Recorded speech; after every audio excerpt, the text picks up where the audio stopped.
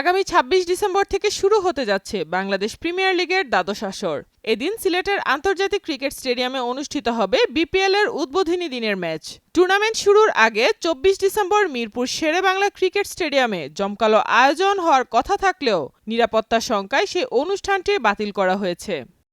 উদ্বোধনী ম্যাচের আয়োজনকে ঘিরে পরিবর্তন আনা হয়েছে ওই দিনের ম্যাচের সময়সূচিতে। উদ্বোধনের অনুষ্ঠানকে আরও আকর্ষণীয় করার লক্ষ্যে এই পরিবর্তন আনা হয়েছে বলে এক সংবাদ বিজ্ঞপ্তিতে জানানো হয়েছে। প্রথম ম্যাচটি সিলেট টাইটান্স ও রাজশাহী ওয়ারিয়র্সের ম্যাচ দিয়ে দুপুর ২টায় শুরু হওয়ার কথা থাকলেও তা পিছিয়ে বিকেল ৩টায় নেওয়া হয়েছে। দুই ইনিংসের মাঝে বিরতি রাখা হয়েছে ২০ মিনিট। দিনের দ্বিতীয় খেলাটি শুরু হবে সন্ধ্যা ৮:৩০টায়। সে ম্যাচে নবাগত নোয়াখালী এক্সপ্রেসের বিপক্ষে মাঠে নামবে চট্টগ্রাম রয়্যালস।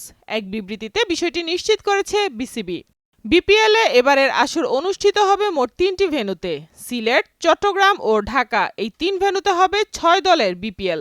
২৬ ডিসেম্বর থেকে ২রা জানুয়ারি পর্যন্ত সিলেট ভেন্যু, ৫ জানুয়ারি থেকে ১৫ জানুয়ারি পর্যন্ত চলবে চট্টগ্রাম পর্ব, ঢাকা পর্ব শুরু হবে ১৫ জানুয়ারি। এছাড়া এলিমিনেটর, কোয়ালিফায়ার এবং ফাইনাল সহ শেষের গুরুত্বপূর্ণ ম্যাচগুলো অনুষ্ঠিত হবে ঢাকায়। আগামী ২৩ জানুয়ারি ঢাকায় অনুষ্ঠিত হবে বিপিএল এর ফাইনাল ম্যাচ। সাইমা আক্তার, নয়াদিগন্ত।